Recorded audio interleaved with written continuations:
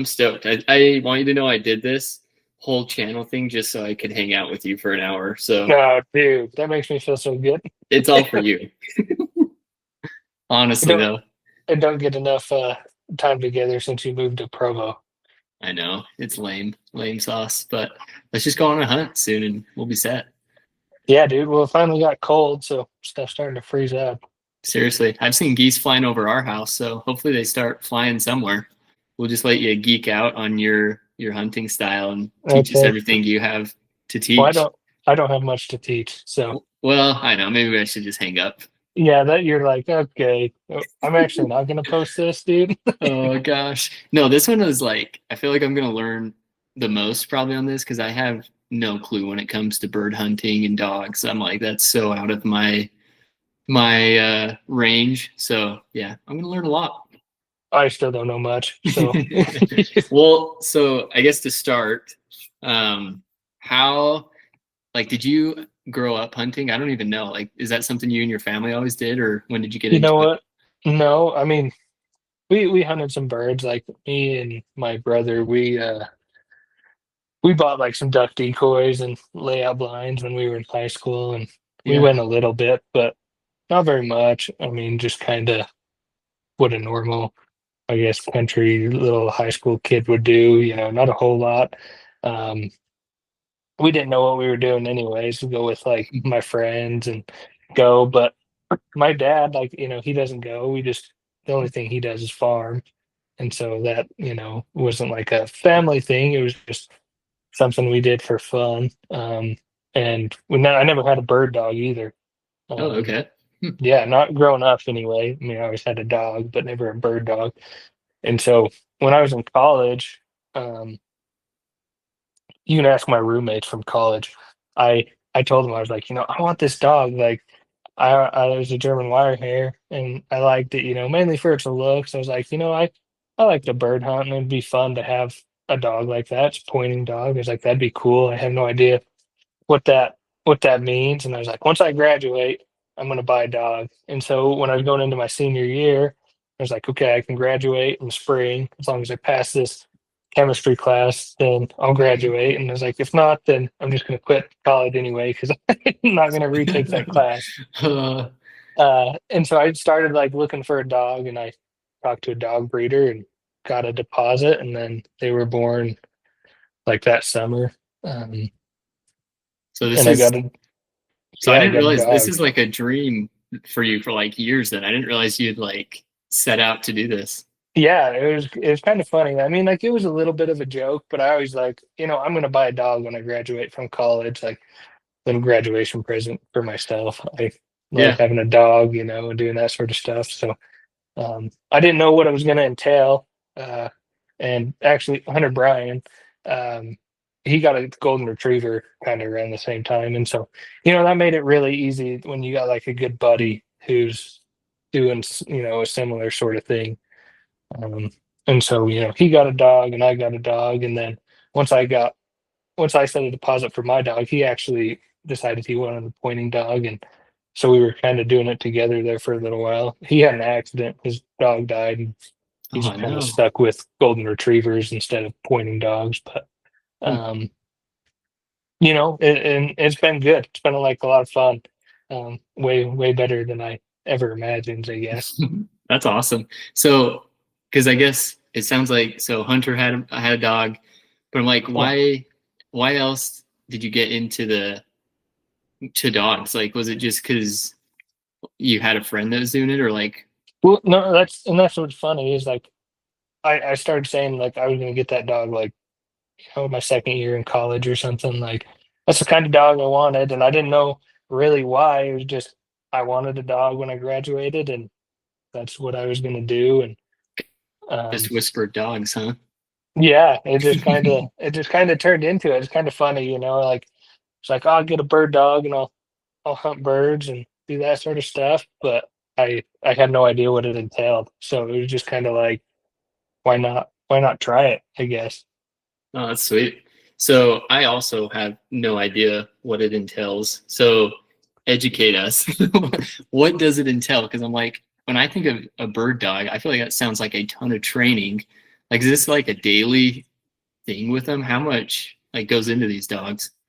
Um, you know what? When they're pretty young, yes. I mean, you get. I guess it just kind of depends on how far you want to be into it, right? Like I've got friends who have similar kind of dogs or pointing dogs. People I've met once I got the puppy who I've reached out to for questions and help. Some of those guys will go to like national. There's like NAVHDA, AKC, and new Okay. ones, new ones NASTRA. They're all just kind of acronyms for like these hunting versatile breed dogs to go and test. And so you go and test them through, and like you can compare to other people's dogs and see that sort of stuff. And like a lot of these guys will go and they'll want to be like a field champion, um, which is a ton of training, or like they'll want to just do like kind of minimal. They're just different levels, and you can go as far as you want. Like some guys, they won't even test them at all. They just go and they hunt with them, and that's all that matters. And some guys, they love to do these tests. And you know what?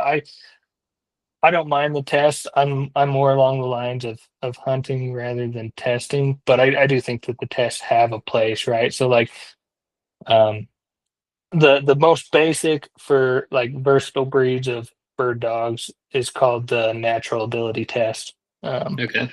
and so this just it's just really easy. There's four tests, and it's like a field work test to see if the dog will like work the field kind of in a good pattern and point the bird. They have a water retrieve, um, a tracking portion, and I guess that the field and the pointing, the field test and the pointing is kind of lumped into one. Um, but they do that with the natural ability test to basically look and see like, will your dog point? Because you don't have to teach them to point, and Okay. Yeah, it's just instinct, huh? it's pretty cool. Yeah. I've actually got a video. My dog, she's um pretty young. I figured it was instinct, but I didn't know if it's actually a lot of training that way. But No, not the pointing. I mean, there are things that go into the pointing, right? That are um that's like a lot of training, fine tuning, that sort of stuff. All right. So, right, like natural ability, right? So she's not pointing great. This is my older dog. okay. My younger dog's in the back. Um, like she's pointing, but it's not quite the same. And she's got better right there. Like she's picked up her paw. Um, anyway, you can kind of see, I guess, a little bit of the difference there. My older dogs figured it out a little bit more, more practice, just kind of got that better looking point. And it doesn't really matter. I mean, they're both pointing like in this video. Hmm. Oh, Um, that's cool. and so I've got like a little launcher and I've got some pigeons. Um, and I take them out and just put them kind of out in my hayfield and let them work and point and kind of work them that way, teach them how to hold a point, that sort of stuff. Oh, that's cool. So just kind of the older they get, the sharper their But pointing is, and yeah, they will. And I mean, there's like things that you can do.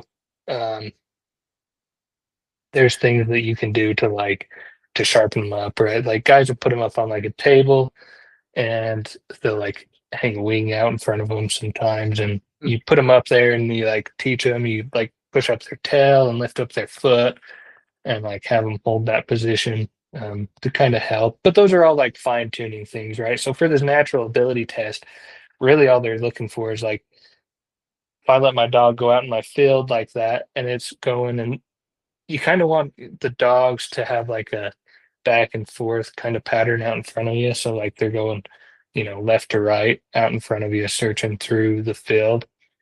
Um, and then they want to see it point and hold. It doesn't even matter, honestly, if they hold it. At least the judge that I talked to the first time, he's like, we don't really care like if they hold it at this point because this is all just about natural ability. So hmm. if they're doing these things, then they're gonna pass. And so it's pretty basic test, right? Um, and a lot of guys a lot of guys do that. I actually only did that originally because that was a requirement from my breeder, and so I took her to this test um, to do these things. Uh, and you know what? After that, I was like, this is a pretty good thing. I mean, just to go and see. And so when I sell puppies, that's a requirement that I have for like if you want breeding rights, I'm not going to make you pay extra or anything like that. Um, I just want you to go and do this test, and as long as you pass, then that's fine by me. Cool. So, because yeah, I saw on the Total Pursuit Gun Dogs page, I Yeah. saw that you've got pups coming, right? Or they're here. I don't. Yeah, no, they're coming. My dog Cool. should be pregnant. She's gaining weight and starting to show some signs of being pregnant, and so she's about a month out. I'm expecting them the end of January, beginning of February, probably a few days into February. I think that they'll be Okay. here. Cool. So is So this like? So obviously you sell some of those pups. Like, are you going to keep some, or is it just like uh, you yeah, have I'm yours? gonna Or keep one. I kept one from the last litter. As long as she has like 8 or more puppies, I'll keep one. Um, if she has a smaller litter, like 6 or 5 or something, then I'll just sell them. But if she has 8 or more, then I'll keep another female. And okay. that's another thing is like I was like, maybe I'll keep one, and it's a good little side hustle, right? Like I Yeah. enjoy having my dogs, and I enjoy doing that, and you can you can sell your puppies and make a little bit of money on the side. Um, but it's been kind of funny ever since I've had these two, and kind of got Dixie to the point where that's my younger dog. So I've got Ivy, who's my older dog. She's my first one, and then Dixie's the pup that I kept.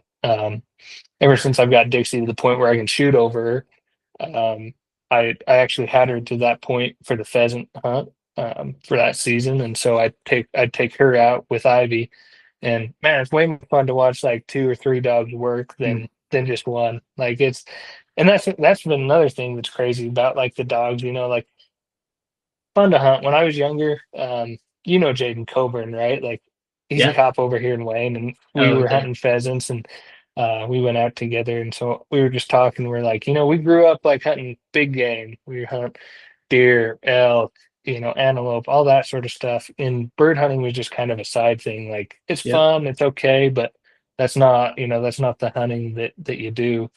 And we both really enjoy it.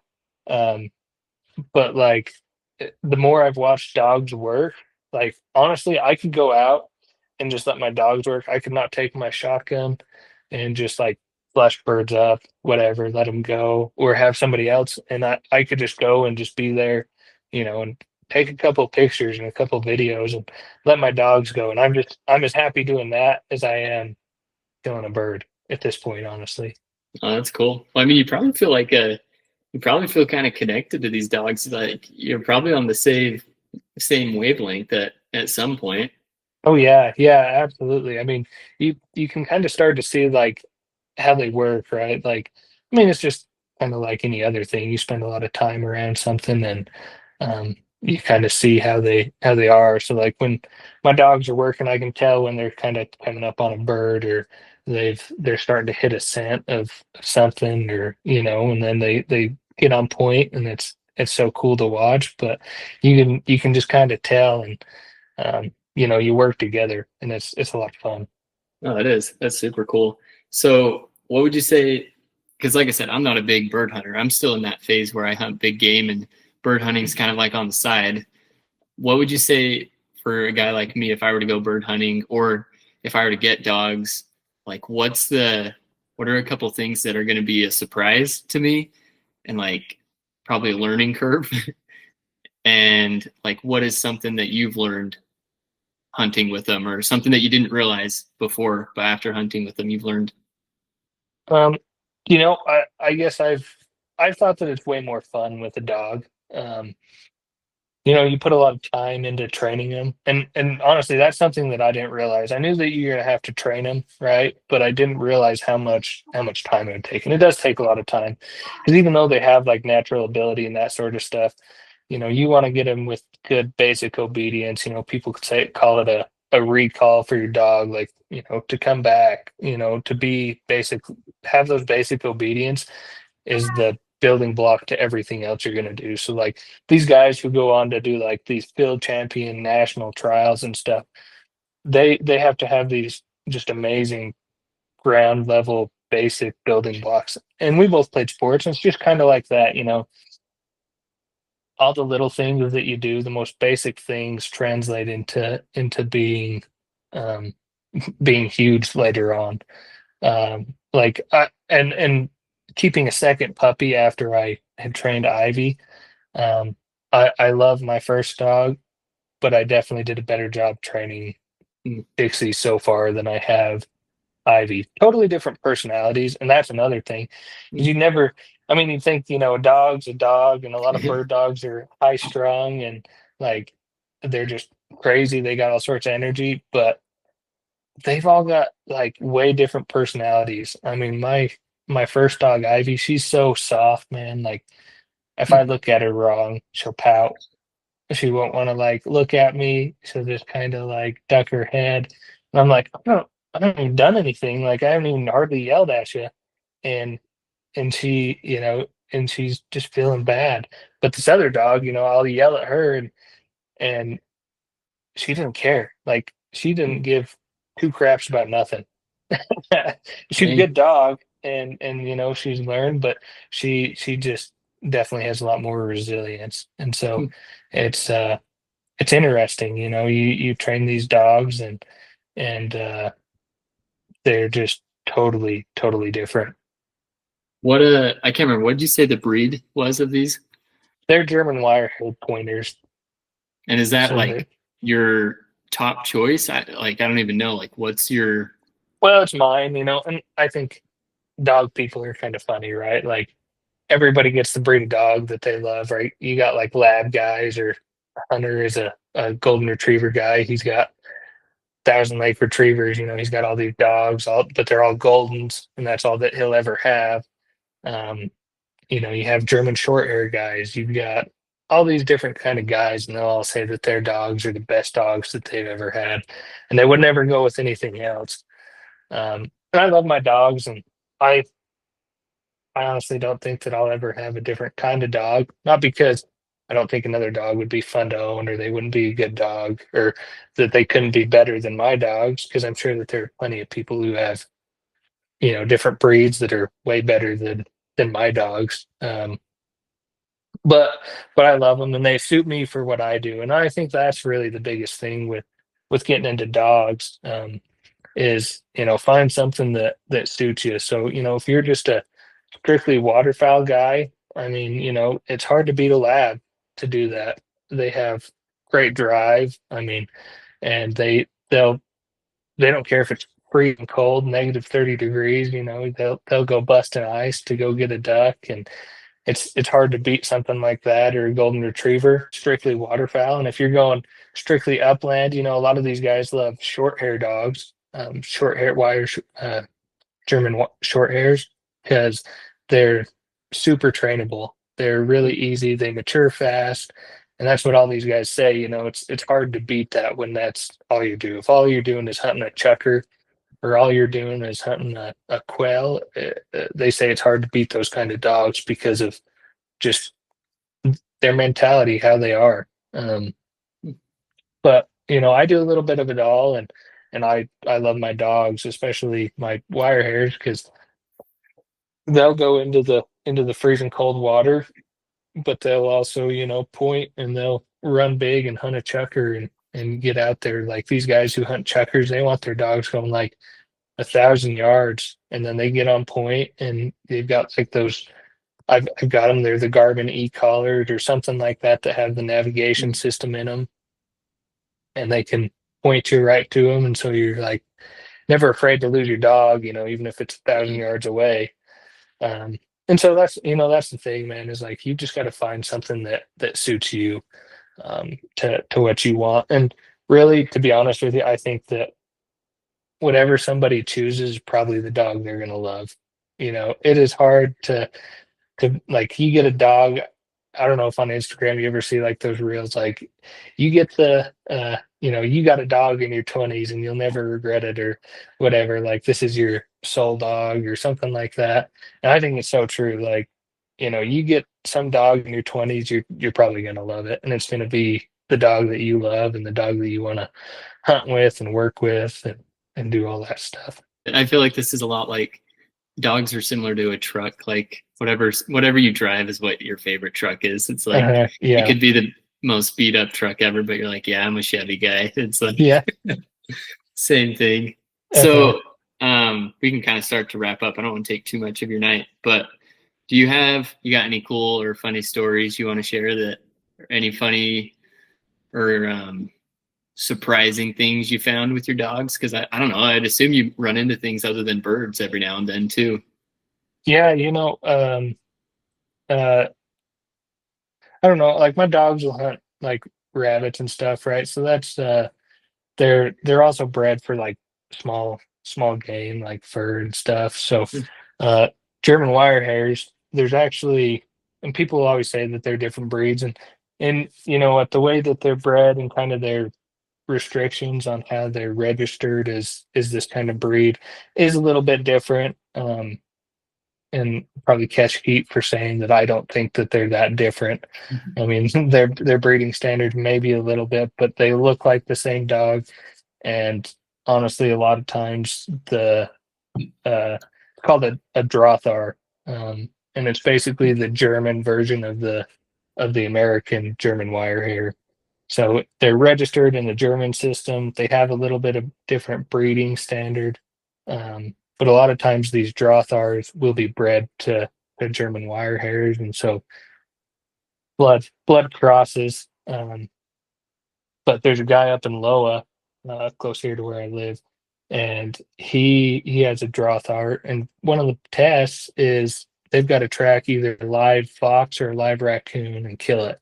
They call it a hardness test, and that's like crazy. I mean, Dang. my dogs will track, but I don't know, and I haven't ever tried it to get them, to go and just kill like a live raccoon or fox. I mean, you know how mean raccoons are. Yeah, you got to be a Um, savage to go yeah, after one of those. Dang. yeah. So those guys, I mean, that's a little bit different, and I definitely think that the Drothars have a little bit more drive that way, um, to where I mean, they'll just go in there and they'll just tear them apart, which is crazy because uh, my cousin, he had hounds growing up, and we'd go and track them with his hounds. And I know that the hounds kind of bay and back off, but they would try and go into these raccoons, and they'd end up just backing off because they got beat up, and then Wow. they just bay at them. And so yeah, it's kind of crazy. Dang. Um, one a funny story, I guess not necessarily funny, but when I was going to do my natural ability test with Ivy, it was in Logan, and I hadn't gotten a hotel room or anything in advance. I figured that I could get up there and just find one. Well, everything was booked that weekend. Like I was looking like even 45 minutes an hour outside of Logan. I couldn't find anything, man. Wait, why Like would just because this was going on or what? no, there must have been something else going on. I have no idea. It was like in the fall of the year around September. But I couldn't find it. And so I couldn't find any hotel, anything. And so to top this off too was me and Paxton were moving from Wayne to Cedar City this day too. She was gonna go start school again. We just gotten married. And so we were taking all of our stuff down there. So we left at like 5:30 in the morning from Wayne, went to went to Cedar. I had a job interview for the job that I have now, actually. Holy I had a cow. job interview that morning, and then I moved my stuff in. We moved in. I basically just got everything put in there, did my job interview, and then grabbed my dog and drove from Cedar to Logan. And I'm like driving up there, and I was like trying to find a hotel, like I'm on the road, and this is probably bad, but I'm like looking at like hotels. I'm calling hotels trying to see if they have any like rooms that I can get. And I can't get anything. So I called Paxton. I was like, I think I'm just gonna have to sleep in the back of my truck. Like I don't I don't have anywhere to stay. And by the time I got to, oh, I don't know, almost to Ogden, it was like, I think it was like 10 o'clock, Hmm. and I still hadn't found anything. And so she's like, well, my uncle, he lives up there um, by Logan. He lives in Wells. It's about an hour away. It's actually just outside of Ogden, kind of by the Smith and Edwards right there. Oh, nice. And so I called him, and he was nice enough to let me in, and I got to his house at like 11 or 11:30, Goodness. and I had to be in Logan on the north side of Logan at this like game reserve at 6 o'clock in the morning. So I got there at like 11:30. I put my dog in a crate in their basement. They were nice enough to let me do that because she was gonna bark all night out there just in the new place. And so finally I got to sleep. It was like 12 or 12:30.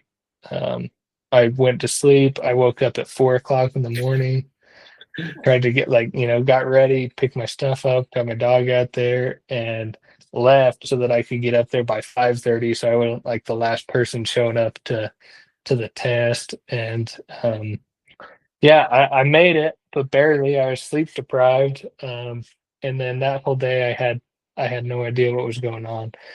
Um, but Goodness. that was a good experience. The test was, I guess, because I mean you learn a lot, and then there were a lot of people there that I could learn from. I actually got some numbers of people, and um, those I was so nervous to go because I'm like I don't know how good my dog is. I'm not a good Yeah. trainer. I don't know what I've been doing. And everybody there was so nice, like it was just a whole new experience. But a lot of those people who go to these tests, especially the natural ability test, because that's like the first one with your dog, a lot of people have never been. Mm. They also don't know what they're doing. And that was just a good reminder for me. I'd been home from my mission for 3 or 4 years at that point, maybe five. And as a missionary, it's always just meeting new people, putting yourself out there, and um, stuff like that. I think goes a long ways. Just in learning new stuff. I mean, I've learned so much from some of those guys that I met up there, and made a lot of good connections, and got a lot of help to make me a better dog trainer, and teach me things about bird hunting that I had no idea. Hmm. No, that's awesome. Yeah, thank goodness for Paxton saving the day there. Yeah, yeah, seriously. I was like, I guess I'll just go and sleep in the back of my truck. And it's not, I mean, it's just a extended cab, it's not a full Yeah. cab. I'm like gonna be cramped in the back there, but it was good. That's cool. Gotta love the memories. I got Uh, a question. I'll say this is the last question, then we'll wrap it up. I feel like it kind of probably ties into where you're talking. Why do you hunt? Like, why do you maybe not specifically hunt birds? I guess it can be specific, but just like why? Like, what's your why? Why are you doing it? Man, that's probably a few things. Just like anything else, there's never just one reason, but um, it's fun. You get out there with your buddies, your family, your friends, and it's a good time out there, and you can enjoy God's creation. There's nothing quite like being out there um, in nature, just taking it all in, seeing things that you've never seen before, places you've never been, and just having that experience. I drew out for a bull elk on the Boulder in 2020, and man, that was like nothing I'd ever done before, and it was crazy. And we got up there at like 4 o'clock in the morning, kind of got out to where we wanted to be, and by the time day was breaking, there was elk all around us. I mean, in every direction, bugling, and you're just right in the center of it. You've got this beautiful sunrise coming up, and So cool. I mean, it is just like you get chills thinking about it. And I mean, just things like that, that are so fun, the things that you'd never experience otherwise. But there's also a peace to being out there. I mean, when you're all alone out there in the middle of nowhere, hunting. Yeah, I guess there's just peace, time to think, and it's you connect to God and nature and to the earth, and I think that you learn a little bit about yourself when you do that kind of thing. No, for sure. I feel the same, man. I love it. Very similar reasons that I like to be out there. But hey, thank you for jumping on, dude. This was fun. This is a good episode. I'm excited for it. I learned a ton. I didn't know any of that before this. Well, So it's probably all over the place, so no, it that was great. No, it was was awesome. good though. Yeah, I'll keep you posted. Yeah, when I post it, I'll probably be not next week, but the next week is when I'll get it posted, and I'll probably do some like Instagram reels and stuff before, and I'll tag you in it and whatnot, and yeah, we'll get it out there. Okay. And yeah, I Yeah, appreciate dude. it, man. Yeah, dude. No, I love this. This is awesome. I've never done it before, so I mean, it's pretty fun. Well, you're a natural. You'll probably get lots of invites after this. So I doubt it, but look at this. My wife. So I mean, my wife does stuff. We've dropped stuff off to you. those are Um, awesome. Those look so Press good. that hat on for me. So I that's basically all I wear now is just my stuff that she makes for me. No, I that looks so good. We love the business stuff she does for us. So yeah, if anyone when they watch this, they want some apparel or some hats, I'll let you say what her business is and what she does. That's Blue Design. Shout out to Paxton, my beautiful wife. She does like graphic design and apparel printing and that sort of stuff. So it's awesome. Yeah, no, she does a really good job, and I'll like add her stuff in the description so that people can find her Instagram too and whatnot. But okay, I appreciate you, man. Well, I'll let you go. thanks for letting me be on here. I appreciate it. I told Paxton, I'm like, I don't. Mason must be hard up for people if he's asking me to come on and talk about bird hunting or dogs or that sort of stuff because I don't know much, but I appreciate you letting me come on here. This was a lot of fun. No, for sure. I'm sure there's a whole community that's going to be like stoked to hear about it. So yeah, it'll be good. Hey, Yeah, man. yeah. Thanks. We'll talk to you later. All right, man. Good to see you. See ya.